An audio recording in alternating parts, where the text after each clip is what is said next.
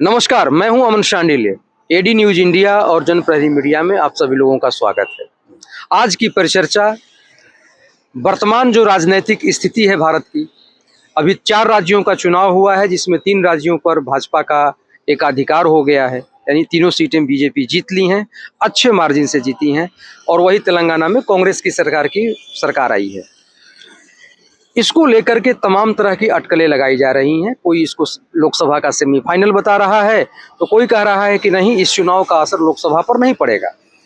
यहाँ तक कि इन तीनों चारों राज्यों के चुनाव परिणाम को लेकर के भारत के लगभग सभी राज्य प्रभावित होते हुए दिख रहे हैं। इसी सिलसिले में इन्हीं बिंदुओं पर बात करने के लिए हमारे बीच जनप्रहरी मीडिया के प्रधान संपादक और प्रख्यात शिक्षाविद अभिषेक कौशिक जी हैं। अभिषेक जी, आपके इस परिचर्चा में आपका बहुत बहुत स्वागत है।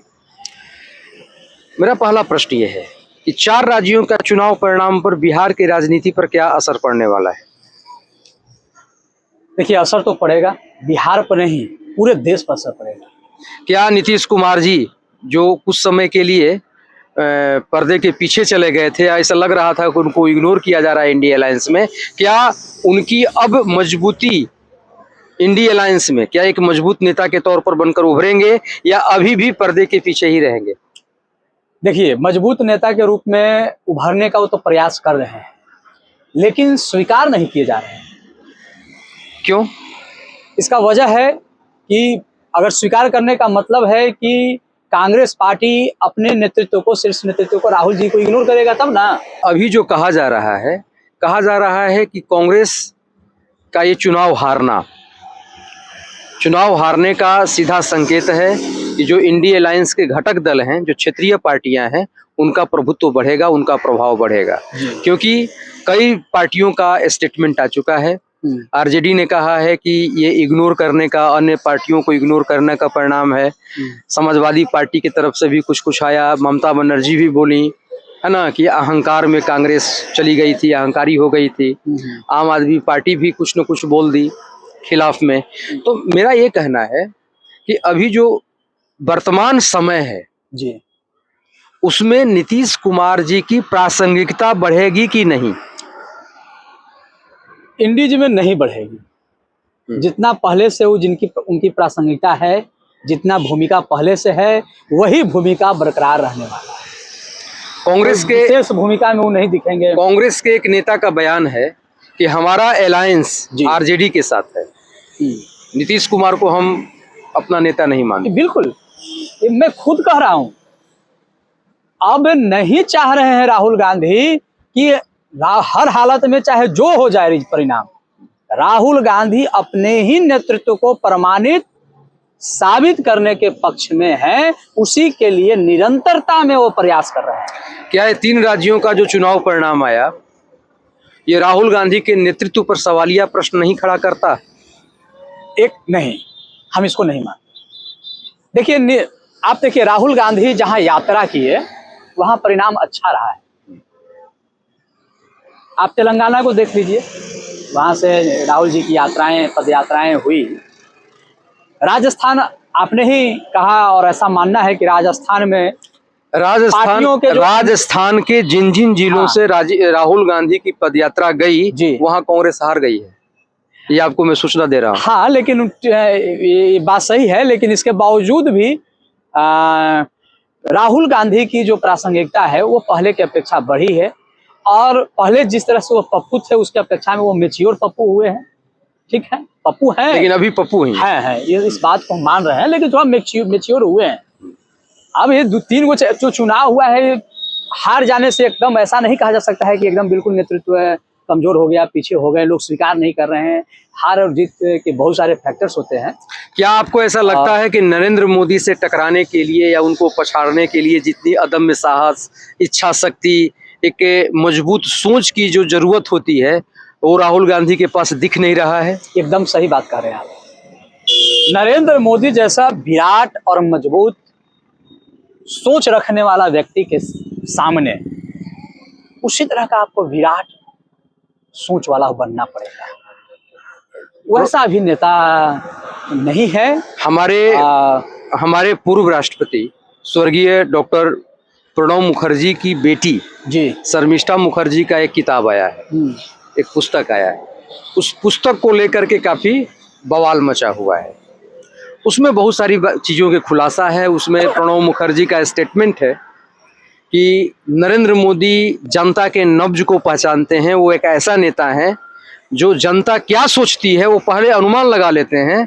और राहुल गांधी के बारे में उन्होंने कहा है कि वो एक अपरिपक्व राजनेता है जिसको अभी राजनीतिक सूझबूझ नहीं है। तो क्या इस तरह का प्रणब मुखर्जी की बातें इस तरह से खुल करके सामने आना पुस्तक के माध्यम से, ऐसा नहीं लगता कि कांग्रेस को कहीं ना कहीं वो कांग्रेस नेतृत्व को हाशिए पर धकेलने जैसा है? बिल्कुल, इससे भी नुकसान कांग्रेस को हो रहा है। और प्रणब दा ने सही कहा था, अभी तो इस दुनिया में नहीं रहे। प्रणब दा को उसी दिन एहसास हो गया था जिस दिन उनका नाम जो है कांग्रेस राष्ट्रपति के रूप में प्रस्तावित किया, क्योंकि वो साजिश समझ गए थे। क्योंकि प्रणब दा अगर रहते तो नरेंद्र मोदी नहीं रहते प्राइम मिनिस्टर। के लिए मान लिया जाए कि इंडी अलायंस माननीय नीतीश कुमार जी को प्रधानमंत्री का कैंडिडेट बना देती है जी, तो 2024 के लोकसभा चुनाव को आप कैसे देखेंगे? किसको प्रधानमंत्री बना दिया जाए? प्रधानमंत्री का उम्मीदवार अगर माननीय नीतीश कुमार जी को इंडी अलायंस घोषित कर दे तो जो 2024 का लोकसभा चुनाव होगा और उसके जो रिजल्ट आएंगे उसको आप किस तरह से देख रहे हैं? अगर सब लोग निश्चल होकर, सब लोग का मतलब इंडीज अलायंस के जितने भी घटक दल है, अगर वाकई में निश्चल होकर ईमानदारी के साथ नीतीश कुमार को उम्मीदवार बनाते हैं तो नीतीश कुमार नरेंद्र मोदी के लिए माने कड़ा प्रतिद्वंदी के रूप में साबित होंगे। जीतेंगे या नहीं जीतेंगे, हारेंगे, क्या होगा परिणाम पर हम नहीं जाएंगे, लेकिन टक्कर जो है मजबूत हो जाएगी, लड़ाई अच्छी होगी और मजा आएगा। क्या ऐसा आपको नहीं लगता कि नीतीश कुमार जी जिस तरह से अभी बयानबाजी कर रहे हैं और कुछ ऐसे बयान दे रहे हैं जो कि सुर्खियां भी बटोर रहा है और उनकी बेइज्जती भी हो रही है, क्या उस चुनाव के दौरान भी उस तरह का बयानबाजी कर दें तो चुनाव तो प्रभावित हो सकता है और इंडिया अलायंस को भुगतना पड़ेगा? बयानबाजी के पीछे कहीं ना कहीं ऐसा लगता है कि नीतीश कुमार आंशिक षड्यंत्र के जाल में फंस गए, मानसिक रूप से अस्वस्थ है। अभी तो आज ही की पेपर या कल के पेपर में देख रहे थे कि नीतीश वहाँ कांग्रेस के जो इंडीज का जो बैठक हुआ उसमें नहीं गए, तो लोगों ने प्रश्न किया कि आज से ही नीतीश कुमार हार के बाद जो है कांग्रेस को इग्नोर करना शुरू किए, बीजेपी और एनडीए की तरफ लगता है कि रुख करेंगे, फिर से पलटी मारेंगे। तो नीतीश कुमार का सफाई आया है कि ऐसी बात नहीं है, अगली बार जब भी बैठक होगी तो हम जरूर जाएंगे, अभी हम अस्वस्थ हैं इसलिए नहीं गए। तो आप मानसिक जो बात कर रहे थे, यानी कहीं ना कहीं स्वीकार कर रहे हैं कि उनकी जो शारीरिक और मानसिक स्थिति अच्छी नहीं। अभी इंडी अलायंस के जितने घटक दल हैं उसमें सपा समाजवादी पार्टी बगावती रुख अपनाए हुए हैं, ममता बनर्जी भी एक तरह से बगावती तेवर दिखा रही हैं, केजरीवाल भी लगभग उसी नक्शे कदम पर चल रहे हैं और नीतीश कुमार भी खामोशी का चादर ओढ़कर अपना मैसेज जो है वो डिलीवर कर देते हैं। ठीक है, अब मेरा ये आपसे सर लास्ट अंतिम सवाल है कि इन सभी बिंदुओं को ध्यान में अगर रखकर 2024 के लोकसभा चुनाव का विश्लेषण किया जाए या एक उसका क्या कहे उसको सबको मिला जुला करके फाइनल एक कंक्लूजन निकाला जाए जी, तो 2024 का लोकसभा चुनाव अभी के परिदृश्य में अभी के समय अनुसार किधर जाता हुआ दिख रहा है और जिधर जा रहा है तो लगभग कितने सीटों के आप अनुमान लगा रहे हैं? एकदम अभी जो स्थिति है, देखिए हार के कई फैक्टर्स होते हैं, आपने ही उस फैक्टर्स को गिना दिया। एक फैक्टर्स जो महत्वपूर्ण फैक्टर्स है कि अलायंस जो है इंडी अलायंस, उसके घटक दलों में केमिस्ट्री जो बनना चाहिए वो बन नहीं रहा है और इसका दूसरे पक्ष को फायदा होगा। और उधर लीडर भी मजबूत है, इधर लीडर भी नहीं है, सारी स्थितियां उधर अनुकूल है एनडीए की तरफ। यानी नरेंद्र मोदी को 2024 के इलेक्शन में तीसरी बार प्रधानमंत्री बनने से कोई नहीं रोकेगा और 350 प्लस सीटें आ रही है। 350 प्लस केवल बीजेपी को? हाँ, बीजेपी। या अलायंस को? नहीं, बीजेपी को। अलायंस रहेंगे, हाँ। ऐसे ही रहेंगे जैसे इस बार थे। अच्छा, वो अलायंस, यानी मैं ये मान करके चलूं कि इंडिया अलायंस को सनातन का श्राप लग गया है। आप कह सकते हैं, कह सकते हैं। खैर, अंधविश्वास में तो हम लोग नहीं रहते हैं। नहीं, अंधविश्वास कांग्रेस फैलाना का, नहीं है। कांग्रेस के वरिष्ठ नेता का ये हाँ, स्टेटमेंट हाँ, है, हाँ।